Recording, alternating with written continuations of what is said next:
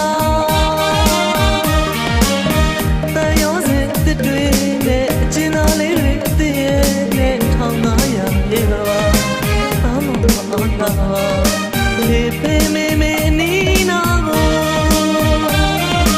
စိတ်ကောင်းတော့ရောက်လူရောက်မလားတာမာရီလာရတောင်းလို့ခွင့်လို့ပါဒါပေမဲ့သားရင်မှာဖျားရှိခိုးလဲအဖေနဲ့အမေကိုဦးထိပ်ပန်ရပါ